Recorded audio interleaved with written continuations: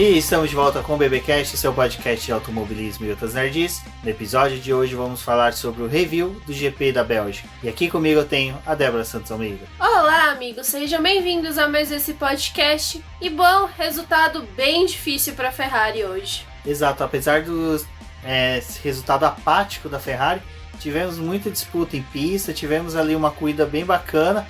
E vamos falar de alguns pontos que foram interessantes nessa etapa. Mas antes disso, vamos dar os nossos recadinhos aqui que vocês precisam saber a respeito do boletim do paddock. Nós abrimos uma lojinha que tem algumas camisetas, já tem também canecas e outros acessórios, e vocês podem conferir a nossa lojinha no link do post deste episódio. E para você que não pode e não consegue apoiar o nosso trabalho mensalmente, na compra de qualquer um desses produtos dessa loja, você também vai estar auxiliando no crescimento e no desenvolvimento do boletim do paddock. E nós também temos a campanha lá do Apoie-se, ela ainda está em vigor, e quem quiser apoiar o nosso trabalho, vocês podem lá contribuir com qualquer valor e ele vai auxiliar bastante na manutenção do site, no crescimento do YouTube e de várias outras formas. Então passem lá, confiram os links que vão estar nesse post e nos auxiliem.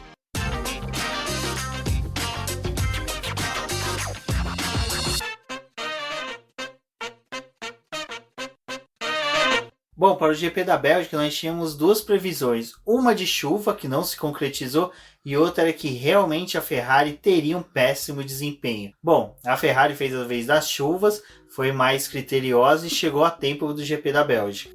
Exatamente. Antes, do início das atividades ali para o GP da Bélgica, estavam esperando a chuva para os 3 dias de atividade, mas principalmente durante o sábado e o domingo, e ela não se concretizou, nesses momentos da corrida. Apareceu só ali na Fórmula 2, mas foi pequenas gotas também, nada que atrapalhou a corrida do pessoal da base. Mas eu acho que tava todo mundo esperando que tivesse a chuva, principalmente porque ela poderia dar uma movimentada na corrida, Eu acho que a expectativa de chuva é sempre para que dê uma bagunçada no grid ou para que a gente tenha outras possibilidades, equipes que possam se destacar nesse tipo de condição, que é algo que a gente não costuma ver muito durante o ano, mas é bem interessante. E eu acho que até mesmo se tivesse ocorrido durante a classificação, poderia ter dado uma outra mudada, porque aí quando chega na corrida, já numa condição normal, as coisas voltam a se estabelecer, mas ainda assim é interessante. Exato. E quanto ao desempenho da Ferrari, Débora? Que a gente já tinha uma previsão de, por ser uma pista de alta, que a questão tanto do motor exige muito, o próprio chassi tem um papel fundamental, e a gente viu isso na mudança do cenário da Alfa Romeo, que conseguiu dar um salto. A Ferrari, por incrível que pareça, teve um rendimento muito abaixo até de uma equipe pequena. Exatamente. A Ferrari, a gente estava esperando realmente que ela não fosse tão bem no circuito, justamente por essas coisas que você mencionou já, mas eu acho que quando começou as atividades, ficou assim muito nítido que ela não tinha condição alguma de disputar, E durante os treinos livres ela chegou até a ficar abaixo da Alfa Romeo, o que é uma situação bem complicada, principalmente porque a Alfa Romeo é uma subsidiária da Ferrari. E aí elas estão com o mesmo motor, mas as condições de chassi das duas é completamente diferente, cada uma tem a sua configuração. E foi bem, assim, crítico, porque aquela coisa, pra classificação já ficava aquela tensão de se realmente eles conseguiriam passar até mesmo do Q1. E também teve a condição lá da Haas, que teve problema durante quase todo o final de semana, perdeu o primeiro treino livre, parte do segundo treino livre, então também colocava a Haas, assim, numa posição bem complicada durante essa corrida. E era aquela coisa, você estava vendo as sessões de treinos livres e classificação, e os carros, nenhum que estava com o motor Ferrari conseguia ficar entre os 10. Então, realmente, não tinha expectativa alguma de que eles também fossem ter uma corrida boa, E já começou também com uma falha, eu acho que da própria Ferrari, que ela quis não fazer testes, mas ela já quis levar 2 modificações de asa dianteira para os carros. O Charles Leclerc correu com uma asa dianteira que dava menos downforce, ou seja, fazia com que o carro ficasse mais rápido, o que se mostrou o oposto, porque ele foi quase que o tempo todo mais lento do que o Sebastian Vettel, principalmente em ritmo de corrida. E pro Vettel era uma asa que dava mais downforce, então pro Vettel seria uma versão que ele teria menos velocidade, mas para ele parece que rendeu mais durante a corrida. Eu acho que o Vettel, às vezes, ele consegue entregar algo com um equipamento, às vezes, mais inferior, assim, mas teve essa disputa entre os dois e, realmente, a disputa que a gente ia ver durante o final de semana era de quem tava com o motor Ferrari e quem tava tentando ser menos pior ali nessa situação. Eu acho que é bem difícil porque ano passado teve toda a situação da Ferrari, dela ter até vencido no circuito, e aí quando chega nesse momento eles não rendem absolutamente nada. E agora a gente vai pegar mais uma fase do campeonato que também é extremamente importante e provavelmente a Ferrari vai ter condições bem difíceis, né? Eu acho que de todas essas pistas que a gente ainda vai ver lá mais pro final da temporada, a que mais me preocupa é o Bahrein, principalmente a pista que vai ter as voltas abaixo de 1 minuto.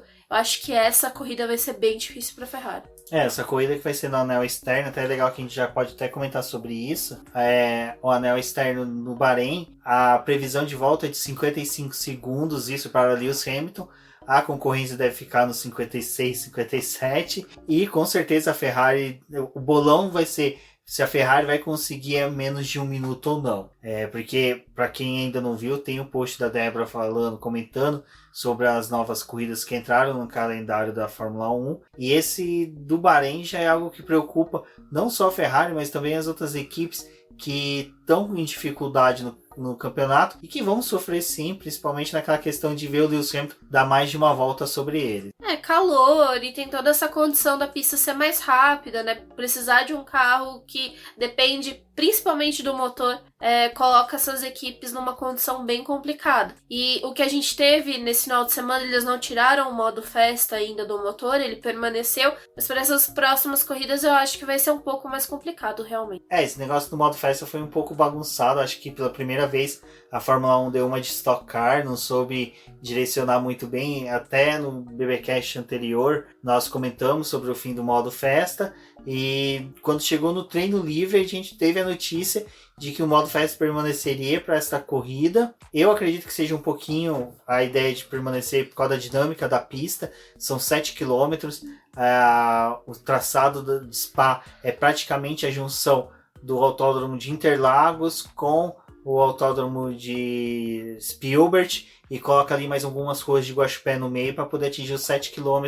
da pista de Spa. Então, por ser uma pista que exigiria muito, eu acredito que eles deram essa colher de chá para esta etapa, mas em Monza já vai ser interessante a gente ver já todos os motores em condições iguais de corrida, mas até treino classificatório, que é o mais importante. Mas vai ser interessante. Uma coisa que a gente não comentou sobre o modo festa é que o modo festa também vai mudar um pouco da dinâmica do que a gente vê de volta rápida, porque como a volta rápida dá um ponto para o piloto pode usar o modo festa também durante a corrida. Eu acho que vai ser mais difícil agora do que aqueles pilotos que estão em condições de pódio ou em condições de uma melhor pontuação buscar o ponto extra da volta rápida, porque ser um modo festa fica muito arriscado ele tentar uma volta rápida sem ter essa opção a mais que ele teria. E eu acho que pensando agora pelo que você falou, talvez essas voltas rápidas comecem a surgir no momento em que tem a troca do pneu e o pneu tá mais novo ainda com o carro um pouco de tanque mais cheio, né? Acho que vai ser complicado essas voltas mais rápidas aí. Exato, é uma coisa que eu comecei a pensar na hora que a gente tava tendo a corrida, que tava tendo a busca ali das voltas rápidas, principalmente a gente via a briga entre Lewis Hamilton, o Bottas e o Verstappen, até a discussão do pessoal da transmissão, se compensava ou não eles fazerem o pit stop, e a gente acabou vendo o Ricciardo fazendo, e eu não duvidaria que o Ricciardo só conseguiu porque ele conseguiu ativar o modo festa ali na última volta. Mas a Ferrari conseguiu ter um desempenho pífio, né, Débora? Como a gente falou, tanto nos treinos livres como até mesmo na classificação, ela teve um ritmo de corrida muito ruim, e até na hora que a gente teve ali a largada, que o Leclerc conseguiu dar um salto mirabolante, fez a manobra do golfinho, foi lá para o 8º lugar, salvo engano, 7º, 8º, mas de repente a gente viu que ele só estava ali porque ele conseguiu dar uma boa largada mesmo, enquanto que o Vettel estava todo pomposo lá, economizando pneu mais ao final do grid, e o Verstappen disputando posição como se ele fosse, né, permanecer ali, mas a realidade é dura, bateu no carro dele e acabou fazendo com que ele retornasse ao status quo da Ferrari na Fórmula 1, que é chafurdar na lama lá do fim do grid. Na verdade, né, até teve batida, né, porque os dois se tocaram ali na disputa pela posição, o Vettel e o Leclerc, até ficou aquela tensão, né, porque já que os dois se encontram, eu acho que os dois queriam bater pra ser auto-eliminares da corrida, né? Não passar mais vergonha. Não conseguiram combinar ali direito, né? Não foi muito bom essa conversa aí. Mas realmente, Rubens, a classificação já não tinha sido muito boa. Aí ali durante a corrida teve a largada do Verstappen, que foi até boa. Mas assim, os dois pilotos estavam em estratégias diferentes.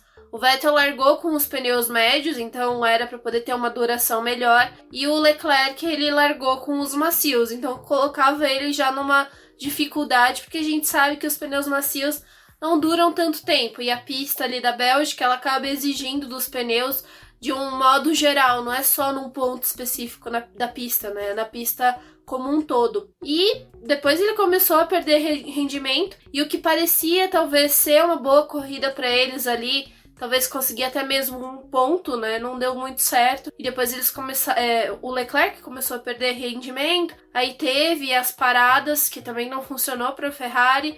E ela continuou ali disputando esse limbo ali das posições. Esse limbo ali que permanece as equipes que tiveram péssimas escolhas na sua vida, entre elas o Williams, Haas e a Ferrari. Não vamos colocar a Alfa Romeo lá, porque ela está apenas chegando agora, mas a Ferrari realmente, o desempenho dela foi muito patético. Você vê que não é só a questão do motor. Me lembra muito a McLaren nos saudosos tempos de Fernando Alonso, em que a gente criticava o motor Honda. Aí quando colocamos o motor Renault, vimos que o chassi também não era bom. Então a Ferrari, a gente vê que não é só questão mesmo do motor, o chassi também é horrível. E a gente viu que tem esse regresso da Ferrari no péssimo desempenho do chassi, onde você vê que ela põe atualizações, como foi dito agora há pouco, não consegue imprimir um bom ritmo. Já a Alfa Romeo coloca atualizações no carro e consegue saltar, né, do fim do grid para um pouco mais adiante ali à frente da sua fornecedora de motores. A Alfa Romeo, ela também está com essa dificuldade atualmente. É um carro que tem bastante instabilidade. Os pilotos estão reclamando desde o começo do ano por eles estarem andando ali no final, realmente. Eles têm toda essa questão. Mas assim, eles acabam a classificação, eles falam, a gente poderia ter tentado ir um pouco melhor, mas o carro não rende o suficiente pra gente conseguir voltas melhores do que a gente já tá fazendo. Então a realidade deles aí é nesse final.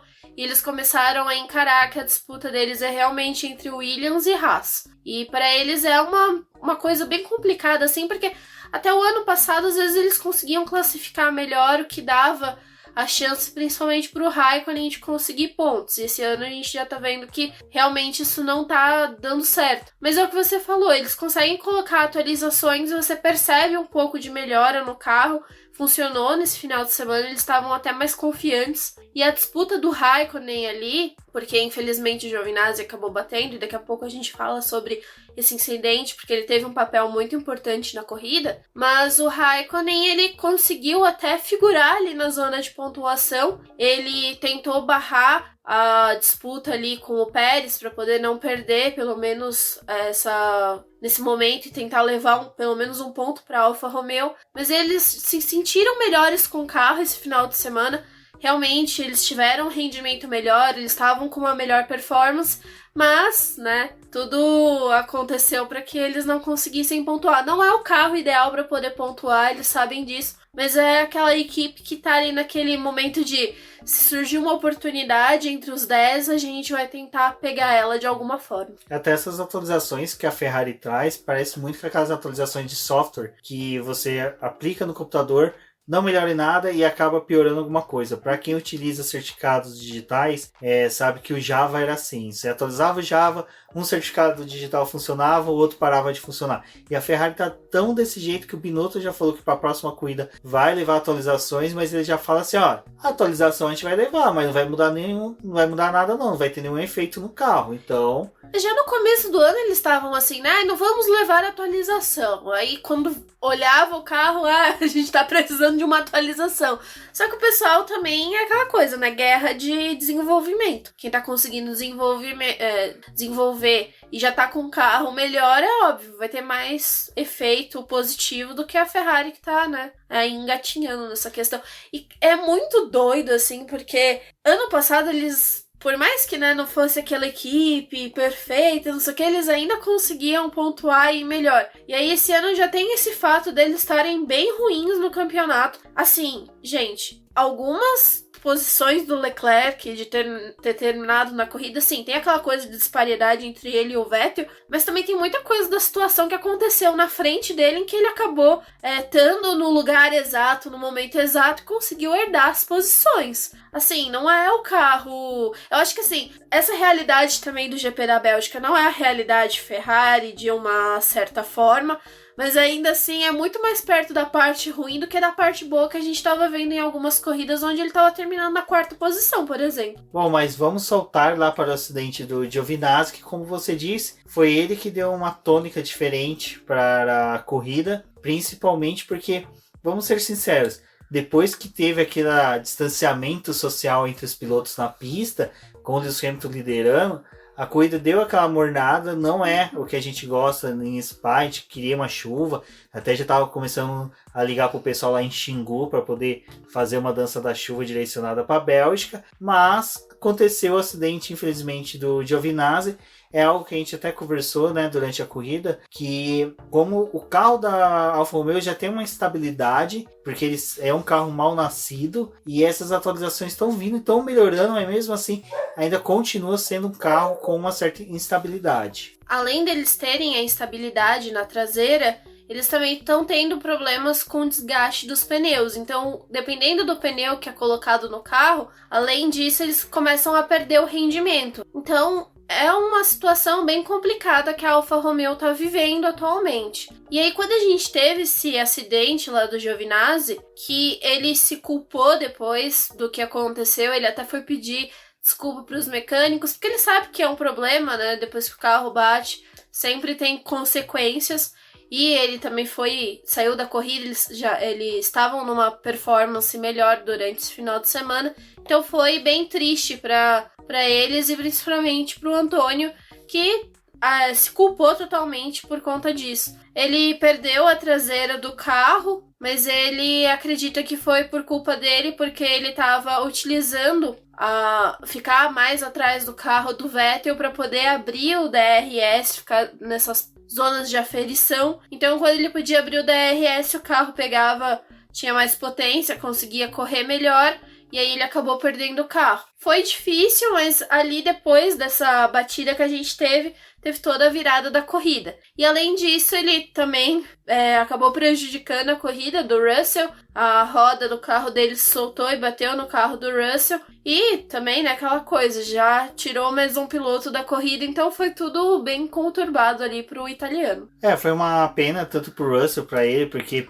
por mais que seja, os dois tinham pelo menos um bom desenvolvimento na corrida. E como você disse, a Alfa Romeo estava conseguindo ter um bom ritmo a ponto do Kimi Raikkonen quase pontuar, mas acontece, acidentes sempre são passíveis dentro de uma corrida de Fórmula 1. E um ponto importante depois disso que a gente teve desse acidente do Giovinazzi foi principalmente as estratégias que ocorreram depois disso. Porque assim, as equipes, né, principalmente a AlphaTauri, antes dos carros irem para a pista, eles estavam pensando, se acontecer um acidente, a gente vai ter um problema durante a corrida. Porque pro Pierre Gasly, eles apostaram numa estratégia, né, mais ousada na questão dele largar com os pneus duros. Então, se não tivesse nenhum acidente, era a oportunidade perfeita para ele conquistar posições, porque ele ia estar rendendo melhor, aproveitar aquele momento que tem de queda dos outros compostos, ele estaria melhor, poderia conquistar mais posições. Mas aí veio o safety car e acabou prejudicando toda a corrida dele. Além desse prejuízo que a gente teve da corrida dos dois, uma coisa que foi bem assim, marcante, pelo menos nessa transmissão da corrida, foi a demora deles focalizar o que tinha acontecido na corrida. A gente teve nos treinos, no terceiro treino livre, salvo engano, uma placa de propaganda que caiu na pista, e aí eles decidiram dar a bandeira vermelha para os carros poder de manutenção entrar na pista, e assim os carros de Fórmula 1 ter ciência de que ia ter essa manutenção. Demorou para a Fórmula 1 colocar, né, durante a transmissão o que estava acontecendo. O público que estava acompanhando pelas redes sociais se manifestou falando, olha, ninguém fala, não sabemos o que aconteceu. E depois, até na corrida, teve novamente esse negócio em que a Fórmula 1 demorou para demonstrar o que estava acontecendo na pista. Sim, o acidente foi bem complicado ali. E eles teve a câmera mostrando e depois já se afastando. E é óbvio que dá aquele gelo, né? Porque você já pensa que o pior aconteceu. 2 carros envolvidos em uma batida. Um final de semana que já era um final de semana crítico, principalmente porque, né, toda a lembrança de 1 ano do falecimento do Anthony Hubert. Então, né, ficou toda aquela coisa de se realmente tinha acontecido alguma coisa com os dois. E você via as posições deles caindo, né? Porque os pilotos foram passando, então eles foram reduzindo. A gente sabia que era com os dois, mas não sabia o que tinha acontecido. E no primeiro momento parecia uma batida entre os dois, realmente, uma batida crítica. Mas aí depois ficou claro que, na verdade, foi a roda do Antônio que se soltou e bateu ali no Russell e prejudicou a corrida dele. E eu acho que assim, a gente já tem, por todos esses anos que a Fórmula 1 tá passando, mas quando chega principalmente no GP da Bélgica, todo mundo fica, muita gente, né, fica falando que, mas deixem os caras correr, não precisa dessa quantidade de aparato de segurança que tem tanto na pista quanto nos carros. Ainda assim, hoje, já tem tanto tempo que o halo está instalado nos carros e o pessoal ainda critica a utilização dele. Mas assim, foi uma coisa que a gente falou lá no preview durante a live e também a gente já tinha falado no preview que a gente fez no ano passado aqui no podcast, falando do quanto que a pista da Bélgica também teve que se adaptar para poder fornecer mais segurança. Porque era um circuito que os pilotos não queriam mais correr, porque eles tinham medo de morrer realmente. Por ser uma pista longa e por todos os desafios que ela tem, ela é realmente crítica. Ela é a pista que costuma separar as pessoas. Então, assim, é muito complicado. E eu acho que quanto mais segurança que a gente tiver para poder preservar a vida das pessoas, é muito melhor.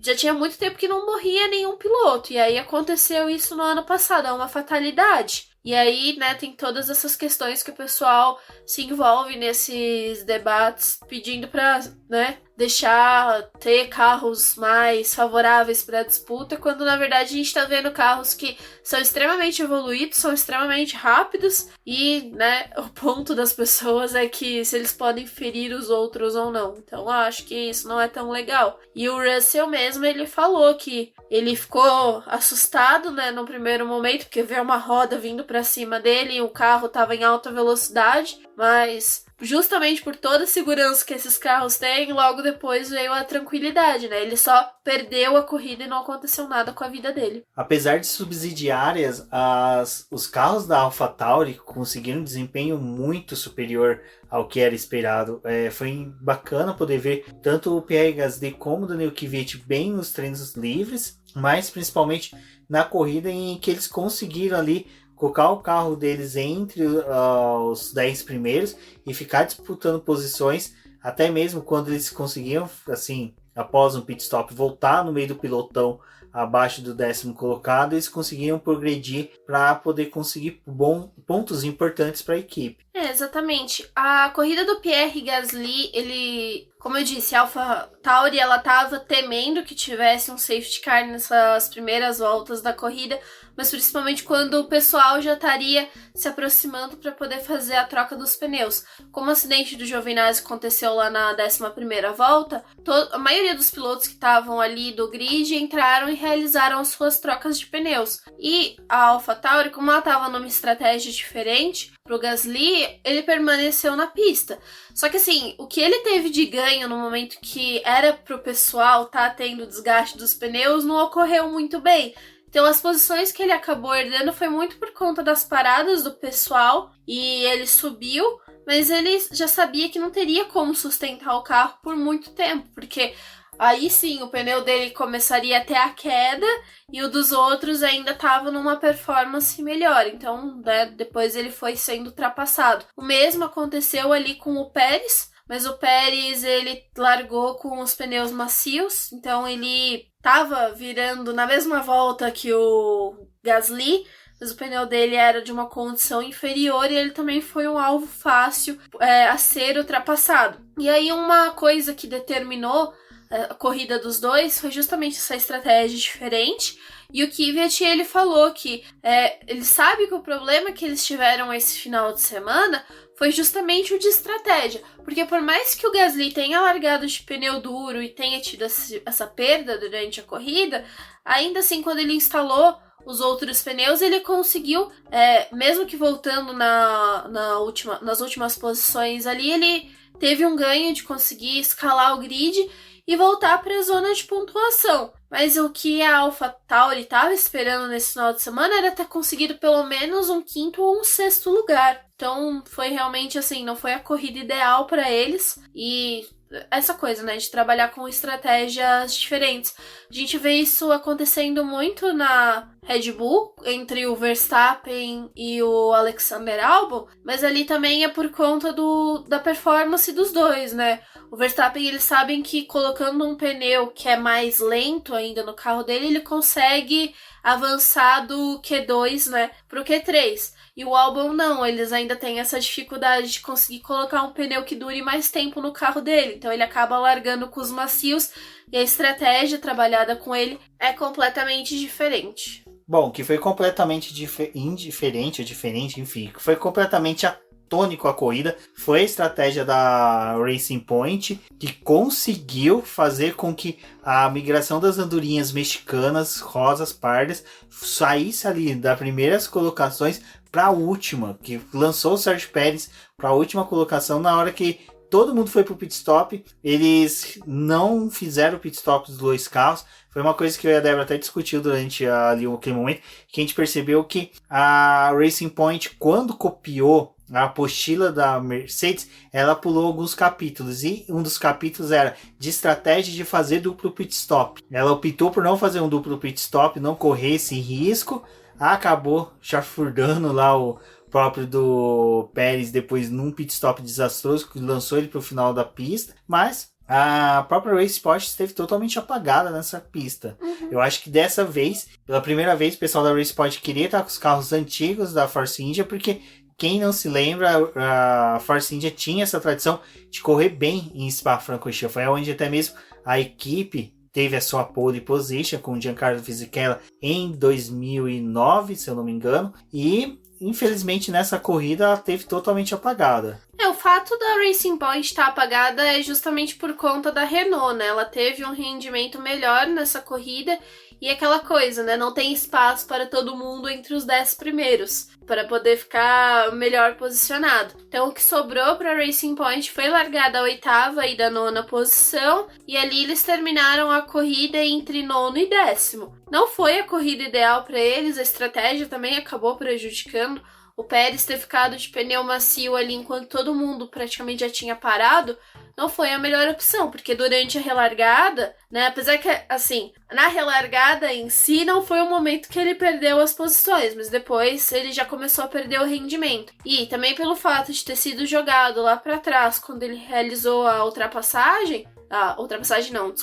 o pit stop, colocou ele numa posição muito difícil durante a corrida, porque o que era para ele estar disputando de posição lá na frente, ele estava tentando se recuperar na corrida. Então não foi o ideal para a Racing Point. Eu acho que é algo que talvez tem que, né, ver como é que tá sendo e o que eles tiveram de perda durante esse final de semana, porque foi uma corrida bem específica, né? O carro deles teve problema durante a classificação com chuva e agora nesse momento que eles também não classificaram tão bem. Bom, e já entrando nessa questão dos carros da Renault, a gente teve esse desempenho mais ímpar do carro deles e que o Ocon e o Ricciardo conseguiram fretar, né, com as 10 primeiras colocações, principalmente o Ricciardo, que conseguiu mais uma vez uma 4ª colocação no treino classificatório e que pelo menos deixa ali preocupado o Cyril Abiteboul, que já começa, né, a seguir perfis de tatuadores no seu Instagram para poder escolher o melhor tatuagem aí que ele vai fazer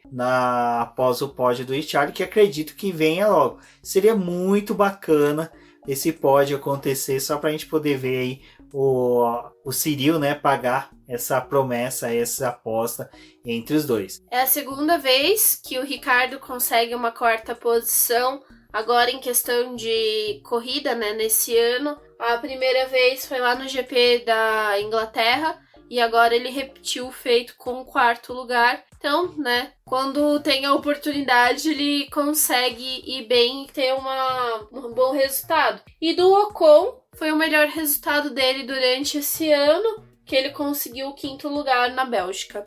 Foi legal porque a gente viu os dois, entre os 2 carros da Red Bull. Então eles conseguiram se manter ali. E o Ocon, ele conseguiu a 5ª posição em disputa com o Albon já na última volta, que aí ele realizou a ultrapassagem e ficou com essa posição. Então acho que foi uma boa corrida da Renault. Eles estavam terminando na zona de pontuação, principalmente o Daniel Ricciardo. O Ocon, ele ficou fora em algumas, em 3 corridas ele não conseguiu pontos. Então eu acho que a Renault, assim, a gente olha muito para a disputa que tá tendo entre a Racing Point e a McLaren ali no campeonato, mas agora eu acho que nessas próximas corridas que tem características parecidas com a Bélgica, é interessante também dar uma olhada nessa equipe, porque ela pode trazer um desafio aí, principalmente para Racing Point, porque já que com esses 2 carros pontuando e conseguindo às vezes terminar à frente, acho que a Racing Point pode se sentir talvez um pouco ameaçada aí agora, porque durante o ano, esse começo de ano,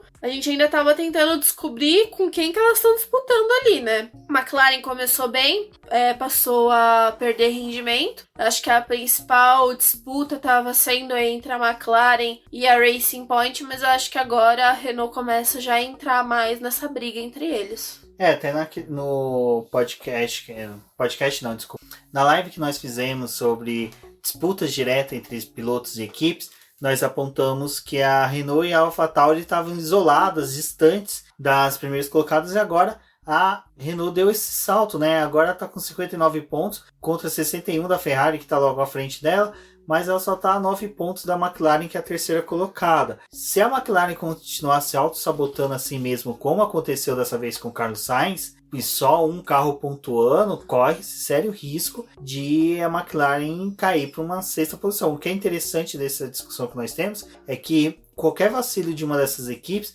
podem fazer com que elas percam não só uma posição no disputa de construtores, mas como até 2 ou 3, dependendo da posição que ela tiver.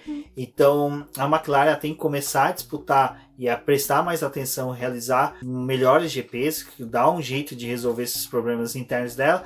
A Racing Point também tem que se resolver, e a Ferrari tem que desistir de vez do ano e buscar novas alternativas, até mesmo podendo fabricar tratores, como foi muito bem divulgadas imagens no Twitter. Mas o da Renault foi o que a gente conversou também, é uma característica que esse carro tem para pistas que nem o da Bélgica, então pode ser que não se reflita em outras pistas do calendário, como provavelmente Abu Dhabi pode ser que não aconteça, Bahrein a gente vai ter 2 corridas em condições diferentes, uma no final da tarde, já pegando para a noite, e outra durante o dia. Então pode ser que até as altas temperaturas auxiliem nisso. Então essas equipes aqui vão ter alternâncias de posição bem interessantes durante o ano. Agora, só falando uma coisa sobre McLaren e Renault, eu vi bastante pessoa apontando que o carro da McLaren é um pouco inferior quanto ao da Renault. São carros diferentes, são conceitos diferentes. O que vale ressaltar é o seguinte: a Renault era um carro que a gente vinha falando há bastante tempo, que foi construído com aquela ideia do ano passado, que era um carro para ser versátil e útil em qualquer pista. Se era uma pista travada, se não era uma pista travada, se era uma pista de alta, se não era uma pista de alta, tinha muitas curvas, muitas retas, o carro era para ser bom em todas as condições. A Renault não conseguiu fazer esse carro. A ideia era esse, e parece que para este ano eles focaram um pouquinho mais em velocidade de reta. Então é por isso que esse carro teve bom rendimento agora. Pode ser que aconteça em Monza, ele tenha de novo esse rendimento,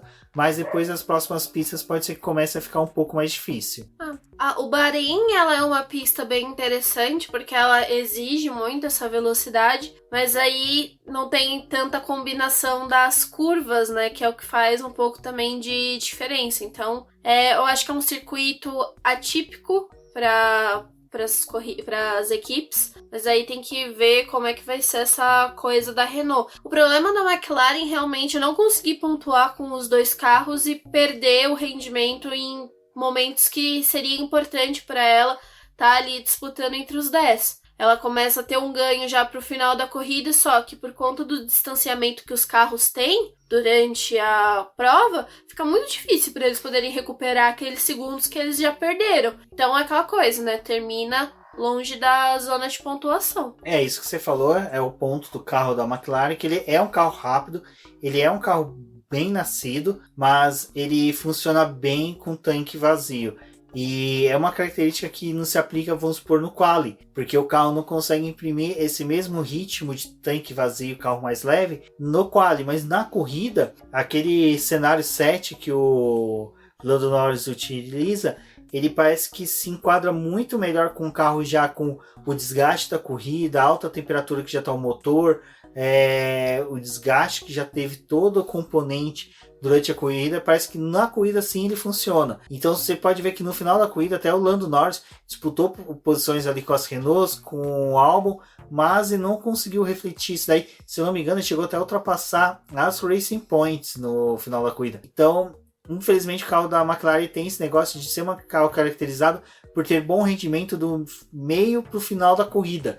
E o carro da Renault não, ele é bom em pistas como a de Spa, do começo ao fim. O Carlos Sainz, ele se classificou na 7ª posição, ele não participou da corrida, o carro dele apresentou problema na unidade de potência no momento em que eles iam alinhar para o grid, e a McLaren viu que não tinha o que fazer, porque qualquer coisa que eles tentassem voltar ele para a pista, ele ia perder completamente o motor, então eles abortaram essa situação ali dele, mas é mais um motor que o carro do Sainz volta a apresentar problemas. E o Norris, ele terminou a corrida na 7ª posição, então ele realizou as ultrapassagens dos carros do Racing Point e também no Gasly, e terminou em 7º. Então foi uma corrida pro Norris até que boa, porque uma das coisas que eu ressaltei lá no texto, do ponto do Carlos Sainz ter abandonado a corrida, é porque, assim, teoricamente, era para Racing Point ter acabado à frente da McLaren, né? Então seriam 2 carros à frente da McLaren e um carro só na zona de pontuação. Então, talvez jogando ele ali para baixo, ele obviamente teria, sei lá, conquistado 2 ou até 1 ponto. E aí a gente teve a inversão da situação, que foi o Lando Norris pontuando, conseguindo 6 pontos com a 7ª posição dele, e os carros da Racing Point, com a posição do Stroll em 9º e do Pérez em 10º, eles só conseguiram 3 pontos, então deu a virada, né? Um carro da McLaren fez muito mais do que 2 carros da Racing Point nessa corrida. E é por sorte da McLaren da Racing Point que a Ferrari não fez nenhum ponto. A Renault fez a maior pontuação dela no campeonato, então foi bem interessante. A pontuação que ela fez nessa corrida foi superior ao que o Ocon já tinha feito em toda a temporada. Então, pra vocês verem como essa corrida foi muito importante para a Renault. É lógico, é interessante ver a Renault tendo bom desempenho, principalmente para que cesse aquele discurso de que a Renault vai sair se continuar tendo péssimo desempenho. O que a gente não quer é a equipe saindo da Fórmula 1. Como a gente torce que a Haas não saia, já tivemos a decisão da venda da Williams, que demonstra que sim, a equipe deve permanecer no mínimo até 2025 ou mais, dependendo do que acontecer daí pra frente. Então, só para não esquecer, o Lewis Hamilton ganhou a corrida, tá, gente? É porque assim, ele larga, vai lá pra frente, pega a bola, sai correndo e ganha a corrida.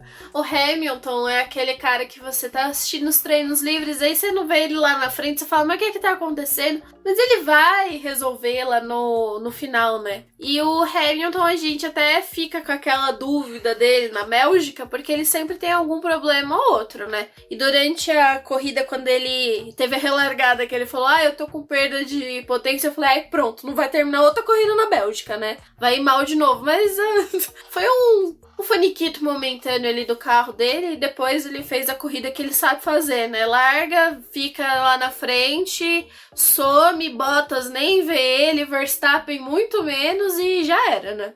O que foi legal dessa corrida é que teve isso, né? O Lewis Hamilton não conseguiu dar volta em ninguém, porque eu acho que até mesmo bandeiras azuis não existem na Bélgica, porque ninguém viu elas em nenhum momento. Mas o Lewis Hamilton, ele conseguiu, né? Ele fez o trabalho dele, excepcional mais uma vez. É o que a gente fala, eu não vejo incômodo do cara estar liderando o campeonato, porque ele faz de forma limpa e consistente. E é até interessante que quando você vê que o cara, ele é querido pelo grid, né?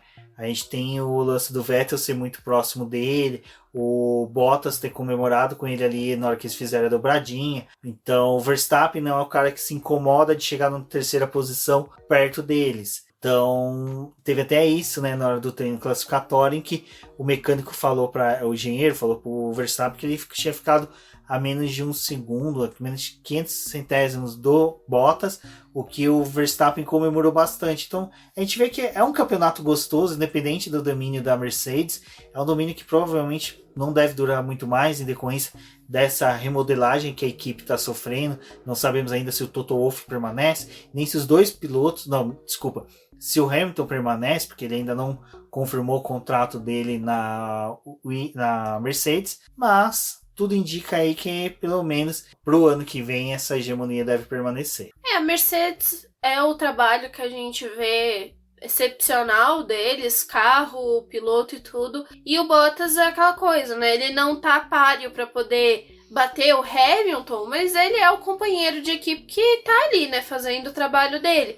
Nessa corrida ele realmente fez o que ele tinha que fazer, que é superar o Verstappen, tentar reduzir a diferença que eles têm no campeonato de pilotos e tentar, né, garantir a vice-liderança desse campeonato aí, para poder provar o quanto que a Mercedes tem esse domínio dentro da categoria. E foi a corrida que o Hamilton faz, que não tem o que você falar, né? O cara é incrível, as marcas que ele tá tendo, ele já tá a 2 corridas de se igualar ao número de vitórias do Schumacher, então provavelmente isso deve acontecer durante o GP da Itália, e vai ser mais uma marca que ele vai colocar aí na história dele. Eu acho que é muito difícil dele perder esse campeonato, também não consigo ver ele perdendo. A distância que ele tem pro Bottas já é bem grande, né? Eu acho que ele tá fazendo assim, tudo que ele poderia fazer em questão de a pista que eu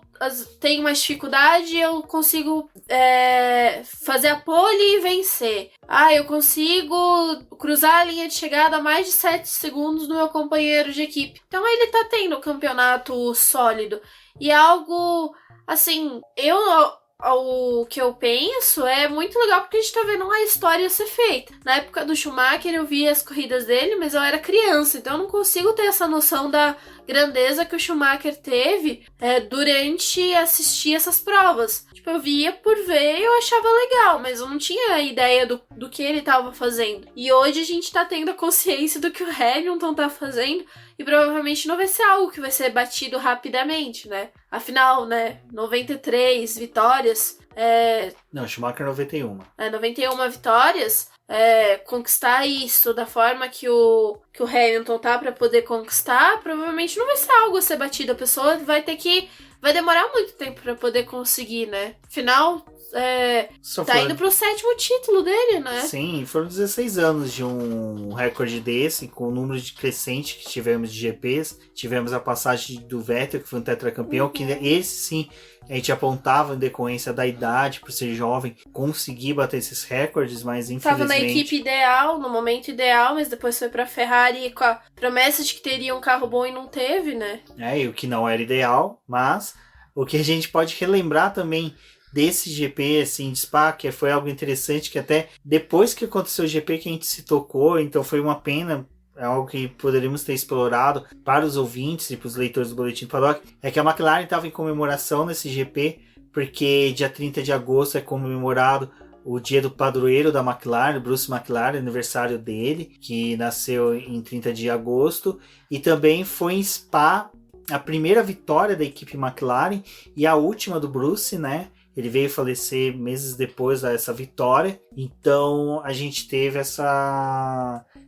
esse dia foi marcado por isso, apesar da lástima que foi o fato do Carlos Sainz não ter largado, mas em compensação a gente teve um pódio da McLaren na Indy, né? Então, pelo menos os fãs papai tiveram essa alegria. E também se compensa. E foi uma alegria também de poder ter visto o Lando Norris ter corrido bem. Uma pena que ele perdeu a terceira posição aí do campeonato para o Albon e para o Leclerc. Então, apesar de ele estar empatado com o Leclerc com 45 pontos, mas fica a efeméride aí de que a McLaren estava comemorando tanto o aniversário do Bruce McLaren na pista, que foi a última vitória dele, e a primeira da equipe. Vale um comentário sobre essa corrida que foi realizada em Spa, que o Bruce McLaren, quando ele venceu, ele não soube que ele tinha ganhado. Ele desceu do carro, tipo assim, beleza, cheguei em segundo lugar, tava indo pro pódio para a segunda colocação quando os mecânicos começaram a comemorar a vitória. E ele perguntou o que tinha acontecido, o pessoal falou, olha, o Jack Stewart teve uma péssima estratégia, algo que a gente tá vendo com alguns pilotos nessa corrida, e teve que parar e fazer um reabastecimento. E como o Spa naquela época eram uns 14 quilômetros, o primeiro colocado pro segundo colocado não via quando um entrava no box, o outro saía. Então o Bruce McLaren chegou a ultrapassar o Jack Stewart nos boxes e não ficou sabendo. E nessa época não tinha questão de... Tinha uso de placa, mas era uma coisa muito rudimentar. Rádio também era muito rudimentar. Era mais fácil você comunicar com o piloto ou por fumaça ou por tambor. Então tinha essas questões, mas foi bem interessante que teve um pódio da Ferrari, mas, né, infelizmente aí a gente teve a perda do Bruce McLaren, que não conseguiu ver todo esse caminho glorioso que a equipe teve a partir dos anos 70 até agora. Bom, pessoal, muito obrigada por terem escutado o programa até aqui. Se vocês quiserem falar com a gente nas redes sociais, o Boletim do Paddock está em todas as redes sociais, então você pode conferir o nosso trabalho também por lá. E não deixem de se inscrever no nosso canal lá no YouTube. É muito importante também pra gente estar precisando de inscritos e, por consequência, a gente vai estar fornecendo mais material para vocês, fazendo outros comentários sobre as corridas ou sobre as outras categorias que a gente também acompanha. Acessem o post da nossa lojinha, dá lá uma conferida. Se vocês tiverem ideias de estampas ou alguma coisa que você gostaria de ver, é só entrar em contato comigo ou com o Rubens para a gente poder conversar. O Apoie-se também vai estar disponível, como a gente já falou lá no começo do programa. Também confiram a nossa campanha e nos auxilie no crescimento e no desenvolvimento do canal e do nosso site, podcast e afins.